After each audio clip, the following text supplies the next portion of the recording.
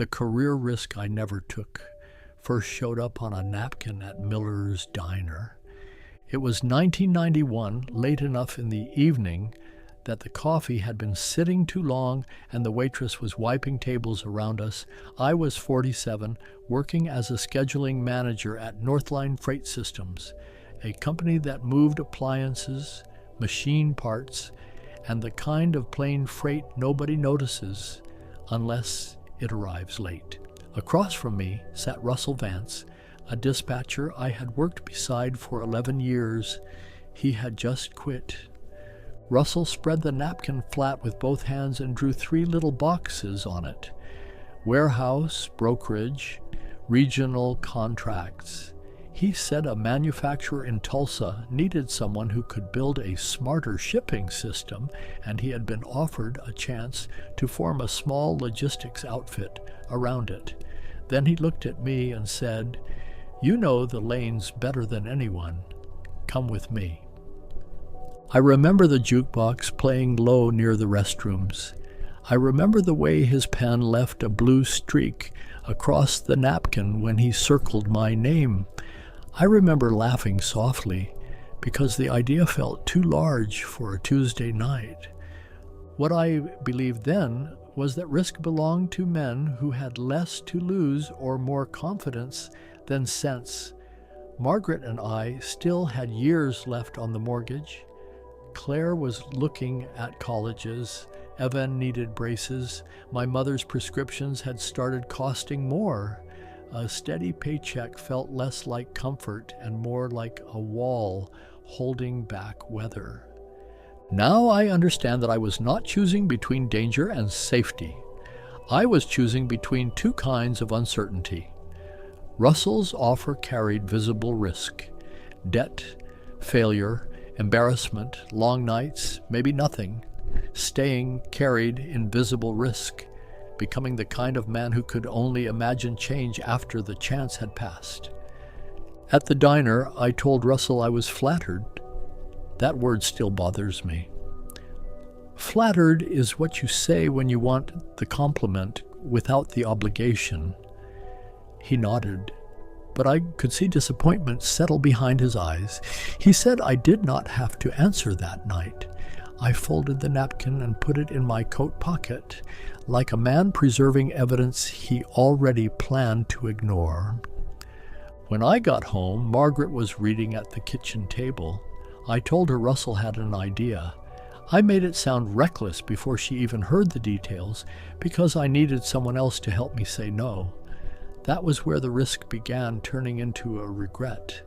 The smallness of the scene is what still gets me.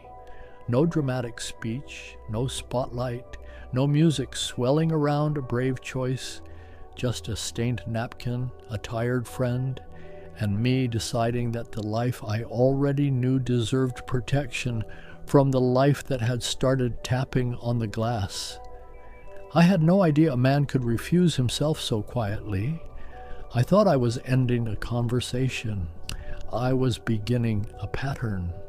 I wish I had noticed. For 2 weeks, I carried Russell's napkin around like a secret I was too responsible to enjoy.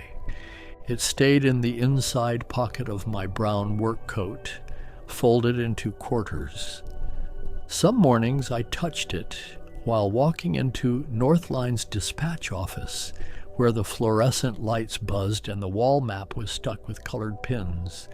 I would hear drivers calling from payphones, see the stack of route sheets, smell burnt coffee from the break room, and feel the old pull of the familiar. Northline had problems, but they were problems I knew how to name. Russell called twice. The first time he sounded excited. He had a warehouse option, a banker willing to listen, and a possible contract if he could prove the numbers.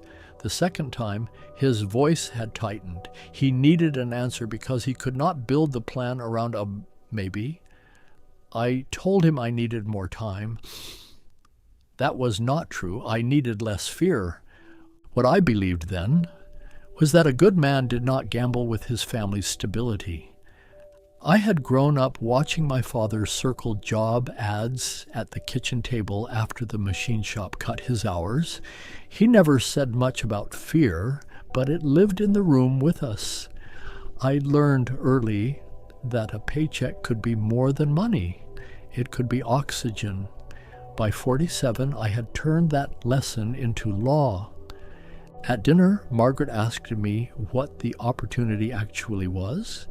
I explained the business model in a way that made every challenge sound like proof we should avoid it. I talked about insurance costs, startup loans, unreliable customers, and Russell's tendency to get ahead of himself.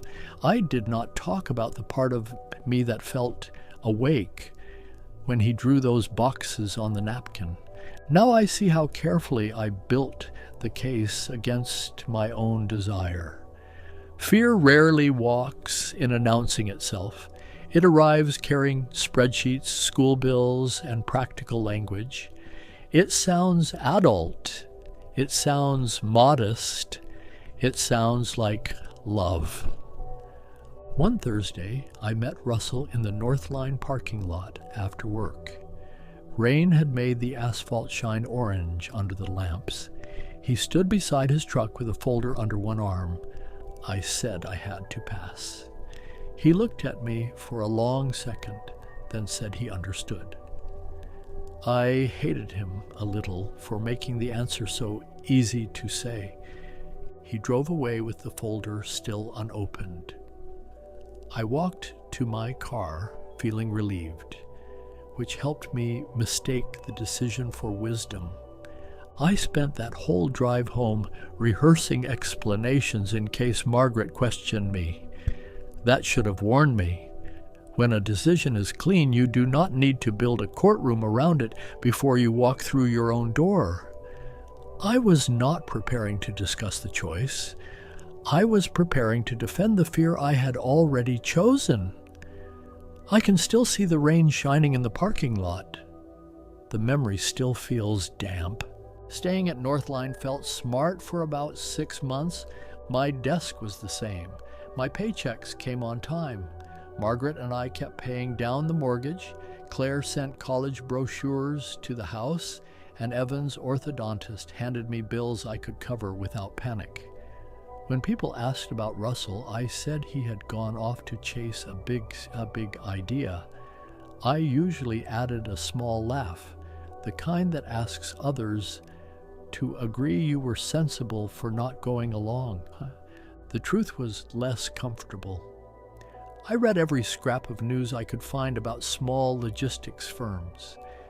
I noticed empty warehouses with new signs. I listened harder when customers complained about Northline being slow to adapt. Russell had not left the industry. He had moved closer to where it was going. What I believed then was that time would prove one of us right. If Russell failed, I would have confirmation that caution had saved me. If he succeeded, I told myself I could still be happy for him, because I had chosen a different kind of responsibility. That was the story I used to sleep. Then Northline announced a restructuring. It happened in the conference room with the fake wood table and the framed safety awards on the wall. The regional vice president came in from Dallas and talked about efficiency, consolidation, and technology investments.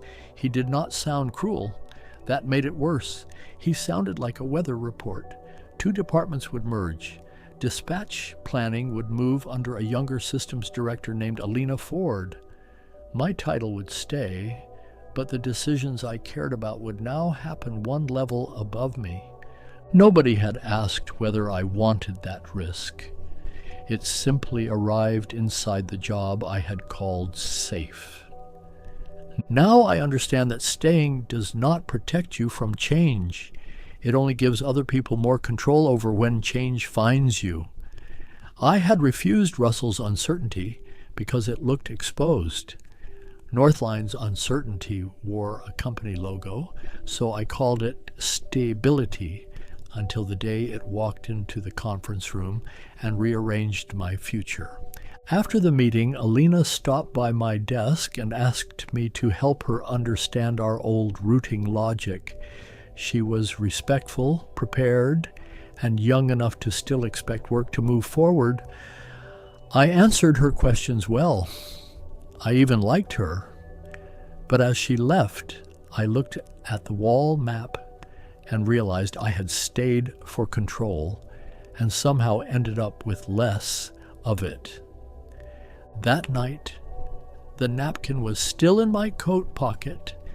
I had forgotten to throw it away. The strangest part was that nobody at Northline thought anything had happened to me. I still looked dependable. I still solved problems. I still made jokes near the copier. A person can lose a possible future without missing a single day of work. And that is why some losses go unnoticed until they have already changed your posture. I carried that unseen change into every meeting afterward. Russell's company did not become successful in a clean, movie-like way. For a while, I heard mostly bad news. A customer paid late. A rented forklift broke down. He lost a dispatcher after only 3 months.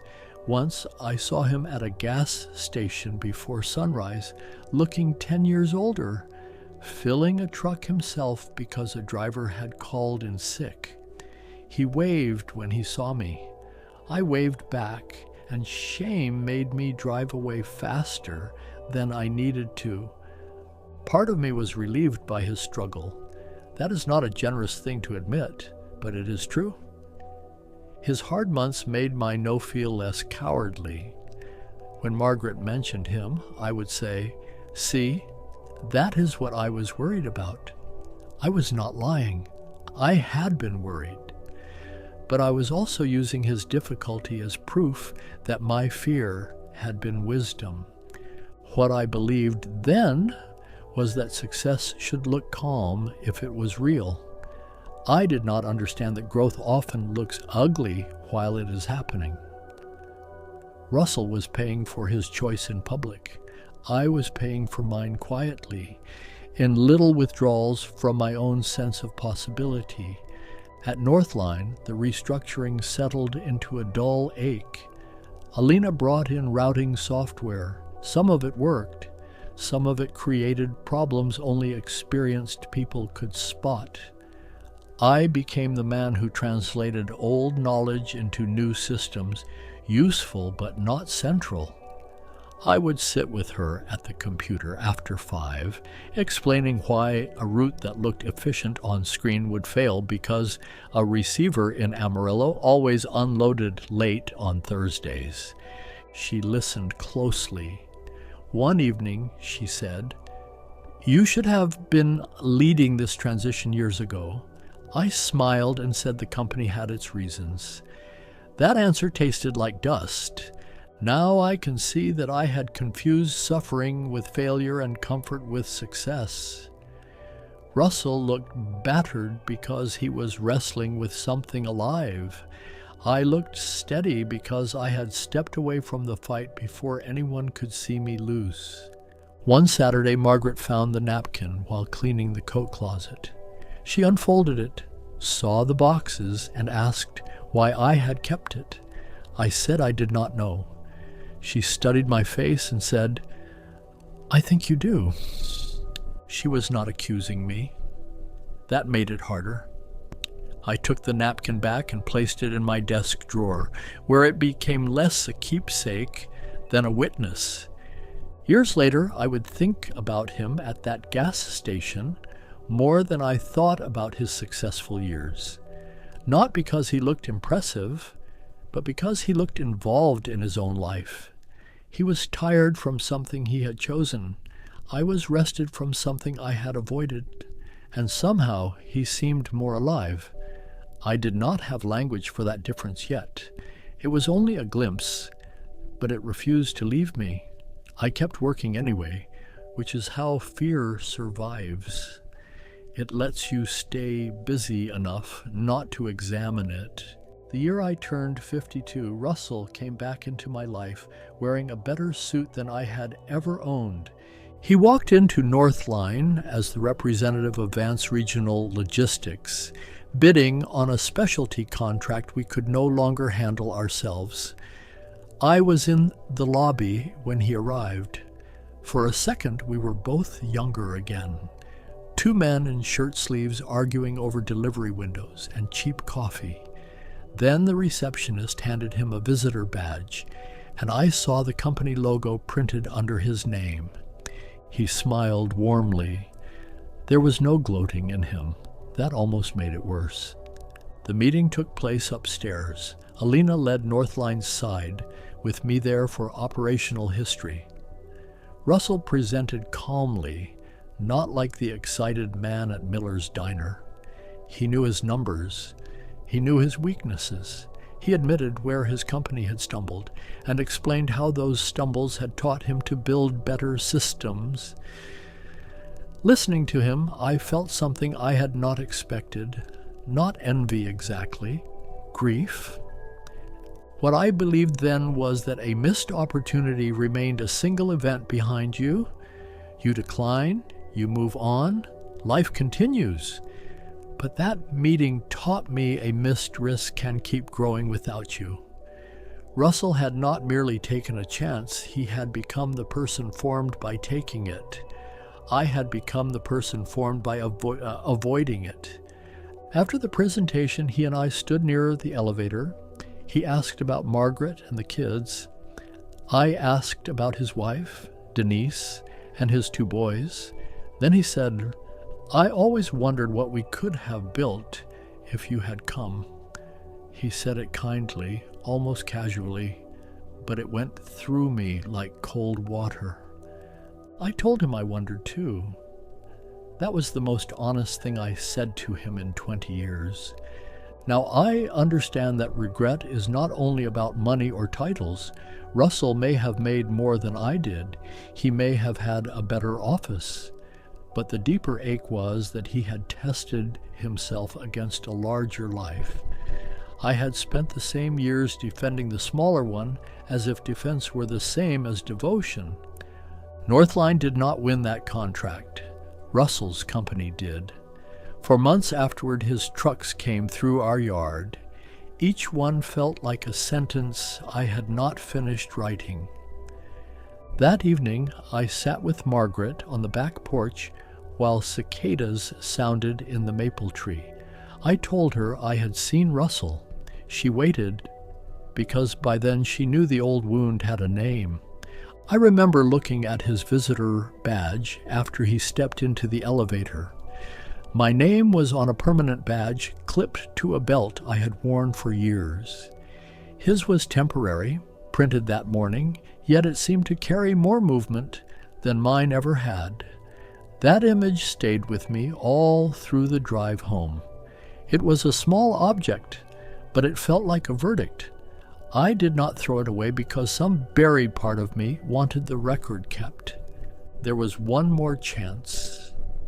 And that is the part of the story that took me longest to admit. When I was 58, Alina left Northline for a national carrier. Before she left, she asked me to lunch at a Mexican place near the rail spur. She said she was building a regional optimization team at her new company and wanted me to apply. Not a startup, not a napkin, a real role with more money, travel, and authority. She said, "You know how systems work because you know where they break." I should have felt honored. Instead, my first feeling was panic. Claire was married by then. Evan had moved to Kansas City. The mortgage was nearly gone. My mother had passed. Many of the reasons I had used against Russell were no longer true. That left me with the reason, underneath all the others, I was afraid of being new. What I believed then was that starting over near 60 would make me look foolish. I imagined sitting in training rooms with people half my age, learning software I did not trust, being measured in ways I could not control. I told myself I was too close to retirement to make a disruptive move. The phrase, "too close," became another Lockheed gate. Now I understand that age was not the obstacle. Identity was. I had spent so long being the reliable Northline man that any larger role threatened the only version of competence I felt sure I still had. I did not want to risk discovering that my experience might not translate as easily as I hoped. At home, Margaret read the job description twice. She said it sounded like the kind of work I complained Northline never let me do. I said the travel would be hard. She said we had survived harder things than hotel rooms. I said the timing was bad. She closed the paper and looked at me with a sadness I still remember. "You said that last time," she told me. I did not apply. For a few months, I avoided asking Alina how the team was going. Eventually, she sent a polite note saying they had filled the role. I replied with congratulations and enough warmth to seem gracious. Then I closed the email and sat in my office after dark, listening to the buildings settle around me. The second no hurt worse than the first because I could no longer pretend fear needed a mortgage to speak for it. The fact that Margaret did not push harder has never made me blame her. She knew better than anyone how quickly I could turn pressure into withdrawal. She gave me room because she loved me. I used that room to protect the very fear she was trying not to bruise. That is another kind of sadness. I answered the note like a professional and felt like a coward. That email stayed open on my screen longer than it needed to. I knew before closing it that I had refused more than a job. Retirement arrived with a catered lunch, a plaque, and a slideshow of trucks. Northline had changed names twice by then. The wall map was gone, replaced by monitors showing routes I could barely read without leaning forward. Younger managers talked about predictive analytics and capacity strategy. Some of them were good people. Some of them had learned from me. A few even thanked me in speeches that day, saying I had taught them the practical side of freight. I appreciated every word. I also felt the empty space around what had never happened. Russell sent flowers. Alina sent a message from Atlanta saying she still used a phrase I had once given her. "The route on paper is not the route on pavement," Margaret laughed when I read it aloud. I laughed too, but there was an ache behind it. I had given useful language to people who moved farther than I did. What I believed then, standing beside the cake, was that I had made peace with the shape of my career. I told myself there was no point reopening old decisions. I had provided. I had stayed employed. I had avoided disaster. Those things mattered, and I do not dismiss them now. But peace built on avoided truth is not peace. It is a room you keep locked because you are afraid of what the smell will tell you. After the party, I carried a cardboard box to my truck. Inside were framed certificates, an old stapler, a coffee mug, and the desk drawer where I had kept Russell's napkin for more than 20 years. I sat behind the wheel and unfolded it again. The blue boxes had faded. My name was still circled. Now I understand that the risk I never took did not disappear when I refused it. It followed me in quieter forms. It shaped what I applied for, what I dismissed, what I mocked, and what I called practical. It taught me to defend a smaller life so convincingly that even people who loved me hesitated to challenge the defense. Margaret came out of the building carrying my coat. She saw the napkin and did not say anything. She simply put her hand on my shoulder through the open window. That touch held 20 years of conversations we had almost had. I drove home slowly, not because I wanted one last look at Northline, but because I was finally seeing how long a man can live inside a decision made on one ordinary night. At home, I placed the plaque on the dining room table while Margaret warmed leftovers. It looked heavier than it felt. Maybe that is true of a lot of career rewards. They look like proof from a distance, but in your hands you can feel what they cannot measure. That night, the plaque reflected the kitchen light like a little polished silence. I left it there for 3 days before moving it. Margaret never told me what to feel. She just let the object tell the truth. I do not tell this story because I think every risk should be taken. That would be childish, and life is not a motivational poster. Russell could have failed. Alina's offer could have exposed weaknesses I did not know I had. A startup can crush a family. A big career move can cost more than it promises. I know all of that. I knew it then too. The truth I missed is more precise. I treated fear as if it were proof. If something scared me, I assumed that meant I had found the responsible boundary. I never learned to separate a warning from a wall. So when a door opened, I studied every splinter in the frame until I convinced myself the door was unsafe. What I believed as a younger man was that safety was mostly about avoiding loss. Keep the paycheck, keep the benefits, keep the house, keep your place. There is wisdom in some of that. But now, at 73, I know safety also has to include the person you are becoming while you are keeping everything. That is the sentence I could not have understood at Miller's Diner. If I could sit across from Russell again, with the bad coffee and the napkin between us, I do not know whether I would say yes. I will not lie and make myself braver in memory than I was in life. But I would ask better questions. I would take the idea home without poisoning it first. I would let Margaret hear my excitement before I buried it under practical objections. I would admit that wanting the chance did not make me reckless. Sometimes I imagine the other life, the one where I joined him. It is not always glorious. In some versions we fail, and I return humbled.